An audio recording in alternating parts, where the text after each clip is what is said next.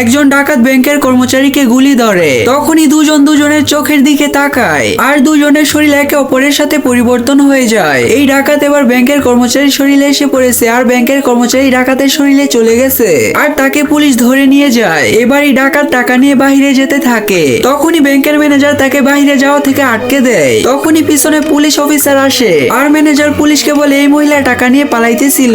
Officer ডাকাত থেকে টাকা নিয়ে নেয় এবং ডাকাত বুঝে যায় সে এখানে ফেসে গেছে। তখনই সে পুলিশ অফিসারের চোখে তাকায় এবং সে তার শরীরে চলে যায়। এবার ডাকাত পুলিশ অফিসার হয়ে যায় এবং টাকা নিয়ে বাহিরে চলে আসে। তারপর একটি ক্যাফে গিয়ে কফি অর্ডার করে। তখনই তার সামনে তিনজন পুলিশ অফিসার দেখতে পায়, যেটা দেখে সে প্রচন্ড ভয় পেয়ে যায় আর টাকার ব্যাগ কাউন্টারের অন্য পাশে ফেলে দেয়। আর ডাকাত ক্যাফে কাজ করা ছেলের শরীরে ঢুকে যায়। এবার ডাকাত এই ছেলেটির শরীরে সে টাকা নিয়ে ক্যাফে থেকে পালিয়ে যায় এবং পুলিশ তার পিছু করে। কিছুক্ষণ পালানোর পর সে হয়রান হয়ে যায় এবং তার সামনে আরেকটি লোক দেখতে পায় যে নাকি জগিং করতেছিল। সে তার হাতে টাকা ধরিয়ে তার শরীরে চলে যায় আর পুলিশ এই ক্যাফে কর্মচারীকে চোর ভেবে ধরে ফেলে আর এই ব্যাংক ডাকাত পুলিশকে বোকা বানিয়ে পালিয়ে যায়।